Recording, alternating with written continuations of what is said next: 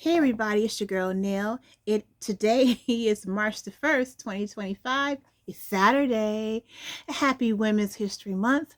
I'm here in the tiny studio and I didn't plan on filming today. I just came in from class, but I just heard the news that Angie Stone tragically passed away in a car crash earlier this morning on her way back or while traveling from a concert venue. And I am just really, just really in my spirit. I feel funny. Whenever someone dies tragically, especially in such a violent way, it's the way you leave this world. It's mm, it's unsettling because it's so sudden, the departure of your spirit from your body. So let's have a moment of silence for Angie right now. Let's just do that.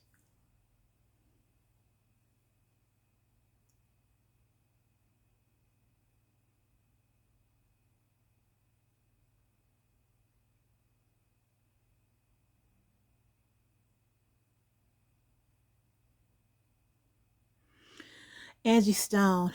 Wow, I've been listening to Angie Stone for a very long time. I want to say that the first time I had ever heard Angie Stone, but I didn't necessarily know her name. I think her name was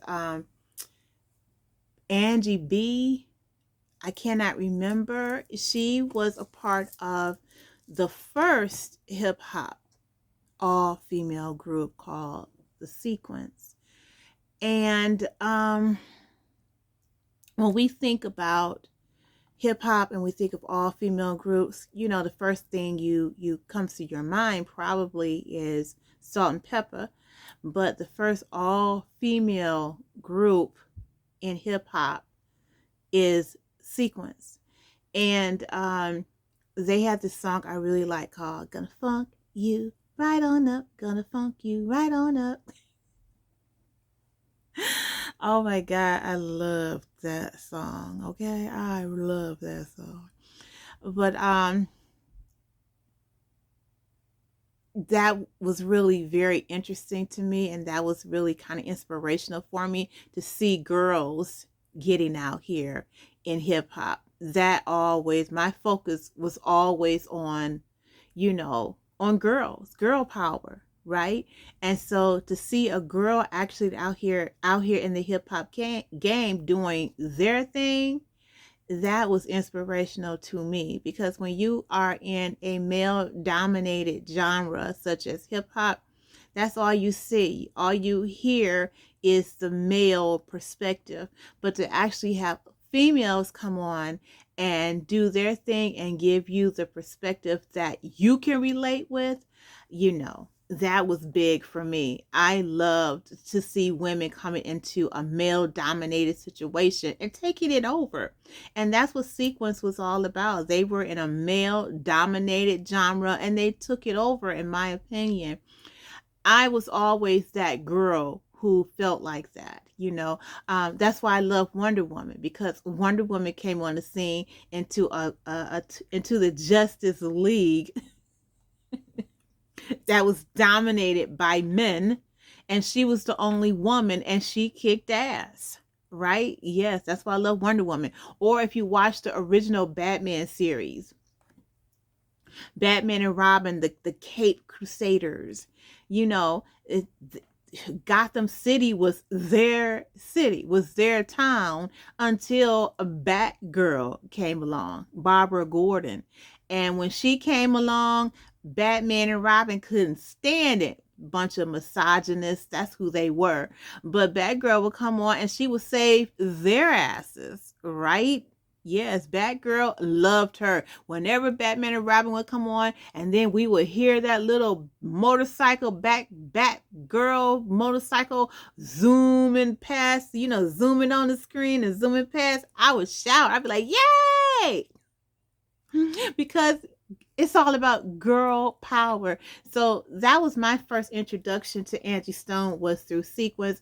And then I remember hearing her on this song, You're much seems you're much seems you're much seems you're much too busy these days and I can't handle it. Yeah, that was the jam. That was the next time I heard her voice. So I've been rocking with Angie Stone for a very, very long time. I wish I didn't miss you anymore. She has some hits. Okay, she has some hits. But Angie, she talked a lot about her life and her career in the music industry. Recently, I believe she was on Vlad TV and she gave an interview. I think it was last year, and she talked about her experiences with Puffy. She talked about how when she was working at Uptown Records, how Puffy, even though Puffy was an intern, Puffy tried to pretend like he was something more than an intern. And here's Angie Stone, who had hits and was writing hits for other people and was somebody at Uptown, at Uptown Arista. And Puffy had the audacity to treat her like she was crap. So Angie talked a lot about that. I've watched many of Angie Stone's interviews, but she has two, I believe, up on Vlad TV. So if you want to hear things coming from her perspective, you can go over to Vlad if subscribe to Vlad, or if you don't, you like, you even if you don't like Vlad, because I am not a Vlad fan, but I do watch his interviews when there are certain people on that I want to hear what their perspective is on their career and their life. And Angie, I watched that episode because I am an Angie Stone fan. It's heartbreaking when you lose someone so tragically and so suddenly, in the manner that she was lost. I believe the report said that she was with 9 other people, probably part of her her traveling group, who were part of the tour that she was doing. And it's really tragic to leave this planet in the manner that she did. It's a forceful type of transition, and it can be very uncomfortable. So that's why I want to do that moment of silence, because the separation of your spirit, your soul from your body, your physical body, when it's done so forcefully, it can be really confusing in the aftermath of it all, if you believe those things. And anyhow, my heart goes out to her family. Condolences go out to her family. I know she had a son with D'Angelo, and then I knew she had a daughter. I think her daughter's named Diamond. And there were some times, I believe, I can't remember if it was Iyanla or it was something. Maybe it was I think Angie Stone had her own reality show. I cannot remember. But anyhow, she really got into discussing the relationship that she had with her daughter. I hope that things improve between her daughter and herself. When you're in this industry, when you're in the music industry, and that's one of the things that was told to me very bluntly when I was planning or attempting to enter into the music industry, is that if you have children, your children are not going to be, will not be the primary focus of your life. Your career and the obligations that you have will be the primary focus. And that was one of the things that Angie Stone and her daughter, that was the hiccup in the road for them, because Angie Stone's daughter said that her mom really didn't have time for her, didn't raise her, and that Angie Stone's mother was the one that raised Diamond, who is Angie's daughter. And Diamond felt resentful of that, because she felt as if she was in excuse me, second or third place to her mom's career, which is what happens when you have a a career that is so encompassing and is so it sucks everything out of you. It takes all of your energy, or all of your energy is being siphoned into the industry. You don't really have anything left for anything. Relationships, children, you really don't. You don't have anything left to give. And because you have obligations. And when you have children, that will become an issue.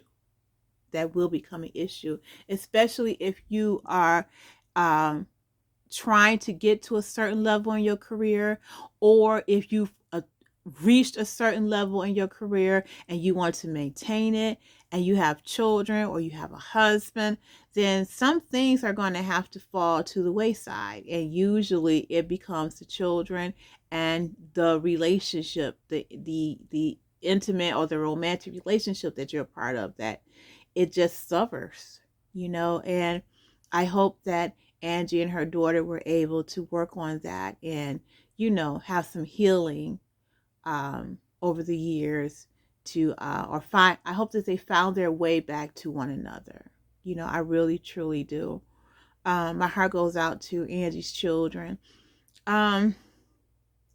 Let me just read to you what BET Plus has on Angie Stone. I was, I saw TMZ's thing, but let's just go over to BET and see what they have going on. Okay. And you can find this. I'll place the link in the description box of this video, and then you can read it yourself. Okay. The headline is Angie Stone, soulful songstress behind Wish I Didn't Miss You, dies at 63. The Grammy-nominated singer-songwriter, known for her rich vocals and timeless hits like Wish I Didn't Miss You and No More Rain in This Cloud, leaves behind a lasting legacy in R&B and neo-soul. All right. Born Angela Laverne Brown on December 18, 1961, in Columbia, South Carolina, Stone discovered her love for music in the church. Her career began in the late 1970s when she founded The Sequence. The trio made history with their 1979 hit, Funk You Up, which became one of the first rap songs to be recorded by a female group and remains a foundational track in hip-hop history. I want to talk about that real quick. When last year, during the celebrations of the 50th year of 50th anniversary of hip-hop, unfortunately, The Sequence was not featured, which was a travesty, especially to the younger generations of hip hop, because The Sequence, they are foundational when it comes to the origins of hip hop music, and leaving off a key cornerstone of hip hop was just, a slap in the face to The Sequence and to Angie Stone, especially to Angie Stone, who has contributed to the music industry 10 times over. It just didn't make any sense. And she talked about that, the hurt that she felt, the frustration and the anger that she felt at being left out, or The Sequence being left out of the history of, of hip hop. It doesn't make any sense. It really, really doesn't. And so I felt for her. I agree. That was a misstep that should have been corrected, but it wasn't. But here in the tiny studio, I have to give people their props when it's necessary, and locks up to The Sequence, because you are foundational hip hop. Okay, back to the story. After her time in hip hop, Stone transitioned to R&B in the early 1990s, first as part of the group Vertical Hold. Now, you remember Vertical Hold had the hit song, Seems You're Much Too Busy These Days and I Can't Handle It. Yes, that was the jam. Now, let me give you, according to Angie Stone, some backstory on that song and that video. As we became more as a country, or as as a generation, as our music transitioned from radio to video, then the images of music artists became very, very important. Then you got a chance to see, if you never saw your favorite music artist in concert, or if you saw them maybe on television, if you really didn't know who your music artist was visually, music videos brought those images to you. They weren't just entertaining images, but they presented, or videos, they presented the creativity of the music artist. And what a lot of music industry executives began to do is, because they began to see the power of music videos, and how the power of music videos translated to music sales. Okay, they began to really control the images that you saw in those videos. So when Angie Stone and Vertical Hold came onto the scene, music industry executives felt that Angie Stone was too dark and she was too fat to be represented in the video. Okay, these are Angie Stone's words. And because of that, when you see the video, you only see Angie Stone from the neck up. All right. And she talked about the frustration that she had with music industry executives over at Arista, with Clive Davis. She talked a lot about that, the anger and the frustration she had with being marginalized because of the color of her skin and because of her weight. Her weight became a serious problem throughout her career because of music videos. Music industry executives wanted to market a certain image, and Angie did not fit the image. Yes, she was multi-talented. She not only sings, but she is a songwriter. She is a lyricist. She is a true musician. She is all the things. All right. However, in this day and age where music videos reign supreme and music videos translate to dollars, then music executives were very, very weary of, or leery of, marketing Angie Stone by way of video. So there are some records that were released, or music that was released, that had Angie Stone's voice on it. However, you didn't see her face. All right. She talks a lot about that. Find those interviews that Angie Stone did, because she pulls the veil back on the music industry really, really well. And it's unfortunate that a lot of people, and here's the thing, that there are so many talented people in this world today who you will never hear of. And the reason why you will never hear of them, and you will never get to enjoy their music on a large commercial scale, is because music executives refuse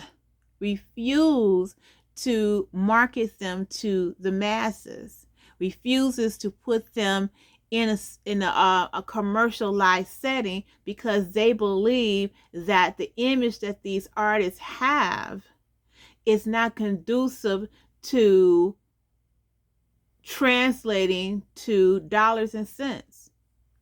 It's unfortunate. How is it that Beyonce is the biggest,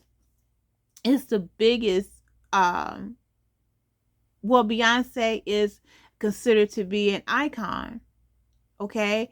One of the biggest female artists of the 21st century. How is that? Because Beyonce is light-skinned, Beyonce is thin, Beyonce's aesthetic, okay, it's marketable to not just Black people, but to white people as well. Okay, just look at Beyonce. You can tell. All right, when I first saw Destiny's Child, when they first came out, I noticed right off the bat, and I said this, that the light-skinned girl is going to be the star.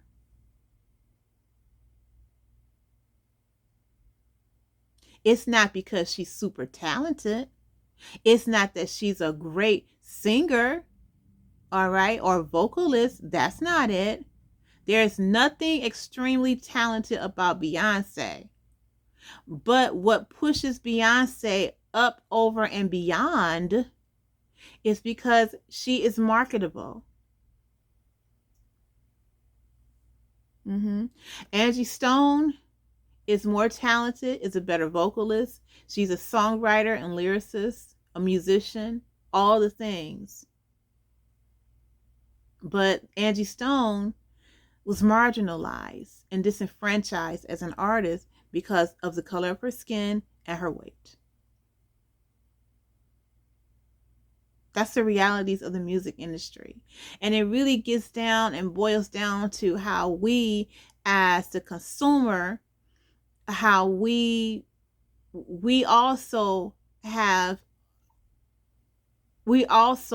complicit in this situation as well, because we like to see pretty things. If it's not pretty, we don't want to be a part of it. And that just not goes from the fact that we love and consume lots of Beyonce, but when you go to the grocery store today, when you walk into the vegetable section, every fruit, every vegetable, every herb is perfectly aligned. You go to the meat section, every piece of meat is perfectly cut. It's colored with dyes to make it look like, they just killed a cow out in the back. You go into the store, everything is nicely lined up. Everything is nice and pristine and clean and perfect, because that's how we consume things. That's why you have companies like Misfits Market that tells you, hey, we have vegetables and mislabeled things here that we can give to you at a warehouse discount price, because grocery stores and other companies reject things because they are not perfect or aesthetically pleasing. And we have that haul, and we can give it to you for less than what you would be able to purchase at the grocery store. So you can see at your local vegetable market, grocery store, you can see, vegetables that are just, like I said, perfectly aligned and whatnot. But then you go to a place like Misfits, and there may be several humps on the bell pepper. There may be a package of sourdough bread that with the label, the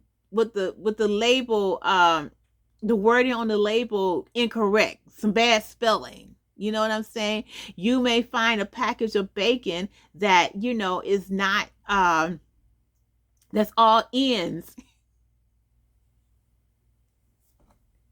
and not neatly presented as your regular pack of Oscar Mayer bacon in the store. So it's all about aesthetics. It's about the aesthetics. And unfortunately, in this country, like I said, we like pretty things. So things that do not fit the image or the aesthetically pleasing image that, consumers and executives want to present to the world, if it's not that way, then people like Angie Stone fall through the cracks. Then people who are talented, multi-talented like Angie Stone, do not get the due that they deserve. Are you following me? And if you can find that Vlad video with Angie Stone, please go ahead and do so. I know a lot of you don't like Vlad. I'm not a Vlad fan myself, but I do watch when there are certain artists or comedians or writers or musicians that may appear on the show that I am interested in. I'll watch. And Angie Stone, I've watched her several times on Vlad TV. Good interview. Go to the interview, go to Vlad TV over here on YouTube and look for the Angie Stone video, because she did one with him last year, because she talks about Puffy. Okay, back to the story. It says after her time in hip hop, Stone transitioned to R&B in the early 1990s, first as part of the group Vertical Hold, and later as a solo artist. Her 1999 debut album Black Diamond featured the hit Normal Rain and This Cloud, a deeply personal song that showcased her rich, husky vocals and cemented her place in the neo soul movement. Now, you remember the neo soul movement? You had Angie Stone, you had Jill Scott, you had Erykah Badu, you had Maxwell, and I know you had Kendrick Soul. Who else? D'Angelo. Okay. The album went gold, setting the stage for a string of successful releases. Her follow-up album, 2001, Mahogany Soul, contained one of her biggest hits, I Wish I Didn't Miss You Anymore, which became an R&B anthem. With a career spanning decades, Stone continued to release music that resonated deeply with fans, including Stone Love, 2004, The Art of Love and War, 2007, Unexpected, 2009, and Dream, 2015. Beyond her own recordings, Angie Stone was a gifted songwriter and collaborator. She worked with artists such as D'Angelo, Alicia Keys, and Lenny Kravitz. Her songwriting contributions to D'Angelo's classic albums Brown Sugar and Voodoo, including Jones in My Bones and Send It On, helped define the neo-soul era. Stone's talents extended beyond music. She took on roles in films such as The Fighting Temptations, 2003, alongside Beyonce and Cuba Gooding Jr., and Pastor Brown, 2009. She also made her mark in reality television, appearing in Celebrity Fit Club and R&B Divas Atlanta. Y'all remember that? That was good. Where she showcased her resilience and mentorship for young artists. Over the course of her career, Stone earned multiple Grammy nominations, Soul Train Music Awards, and widespread critical acclaim for her contributions to music.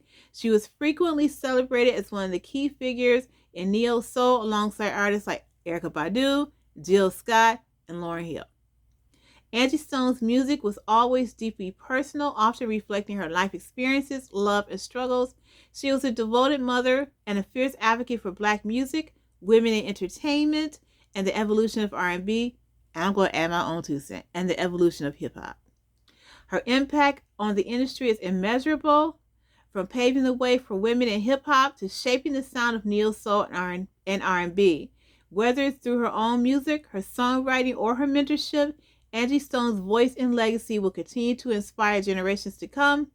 Rest in power, Angie Stone. Your music and spirit will live on forever. That was good. That was good. So,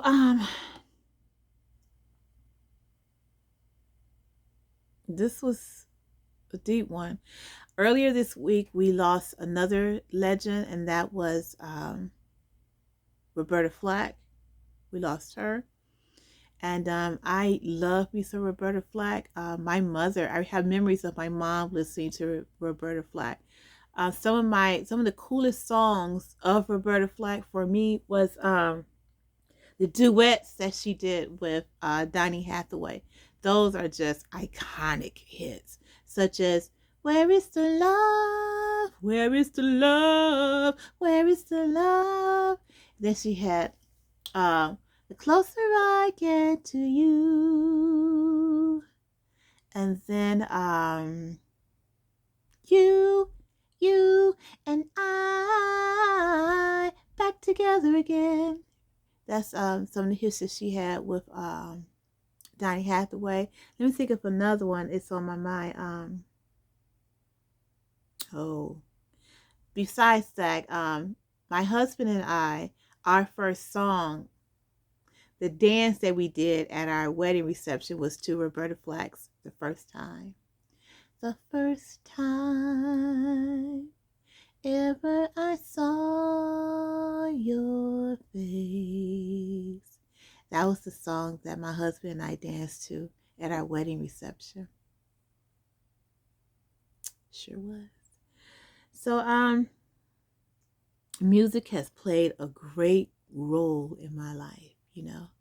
So I just want to say, well, what is that? Some milk, coffee, cream. I just want to say, we lost a stalwart in the music world when we lost Angie Stone. And I still cannot reiterate the fact that you can be super talented, multi-talented, and the forces that be still will not give you the props that you deserve. But what I learned from Angie Stone's life is that you still have to keep pushing forward. You still have to continue to move forward. If this is something that's your passion, something that you really, really want to do, then you have to do it. You have to live your life, live out your dream, live your passion. That's what Angie did. Even though she went through a lot, there were a lot of obstacles put in front of her based on the fact that she was, number one, a woman, number two, a black woman, number three, she was, struggle with her weight, and then number four, her skin was darker than most, all of those things were playing against her, but that didn't stop her. And I know she has said several times that she wanted to quit, and she may have felt like quitting and may have actually quit for a minute. However, music was something that was burning in her bones. She could not let that go. She had to continue regardless and work through the obstacles that was placed in front of her. Those obstacles, she had to make her way through that and continue to push forward. And that's what we all have to do. We all have to do that. We all have to understand that sometimes in life there is the yin and there's the yang. There are forces that are moving against us and forces that are trying to move us in a way so that we can push through and succeed. And in my experience, you cannot let negativity hold you back, because there's something that you have to offer the world that can benefit someone. And Angie Stone was one of those people. She could have given up years ago. She could have given up based on the fact that, Puffy, who was an intern, wanted to treat her, or did treat her like shit. And he's the intern and she's the person with the hits. Oh yeah, you gotta watch that video. You gotta watch that video, because Angie really rips into Puffy and what her experiences with Puffy was really about. And you cannot let people and the way people perceive you keep you from living your best life. You have to move on. You have to move on and do what it is that you were born to do. And Angie was born to be the artist that she became. I hope that she and her daughter were able to get through some healing. I hope that happened.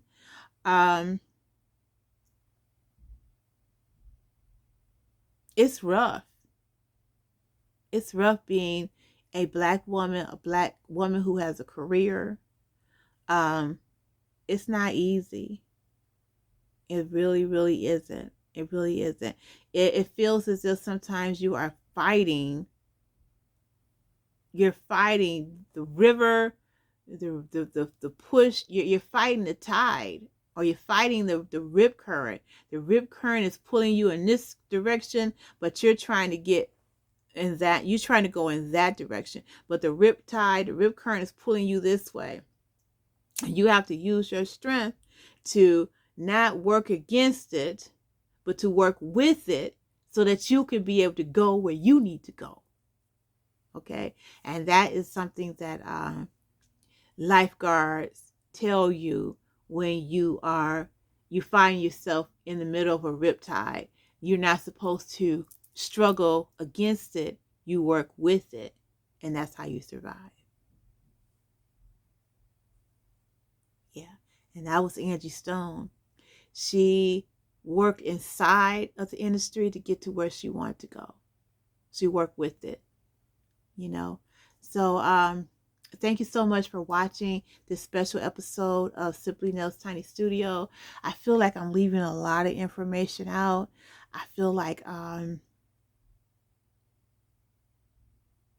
just want to say, especially to sisters who, you know, who may not be or fit the Beyonce bill, you know, who may not fit the Beyonce model. That doesn't make you less talented. That doesn't make your contribution to the world any less important. You can still do it. I think that's one of the things that I learned from Angie Stone, and one of the lessons that that she tried to present to us is that regardless of how you look, regardless, it doesn't matter how much weight you have on you or how much you don't have. It doesn't matter how dark your skin may be or how brown you may be. That doesn't matter. What is your gift? What is the gift that God has given you to present? Present your gift. Present it. Live in your passion. Live in your purpose. Do what you're supposed to do. Because she's going to get her reward. Do you want to get yours? So thank you so much for hanging out with me in the Tiny Studio today for this Saturday episode of Simply Nell's Tiny Studio. Do not forget to like, subscribe to the channel, and consider becoming a sustainable member so you can hang out with me over in the Tiny Studio Members Only Lounge. All right, think about that as well. It's March the 1st, so the information regarding becoming a sustainable member of the channel will be located in the description box. Please always do not forget to support Black-owned media. I'm your girl Nell, and I'll see you next time. Bye-bye.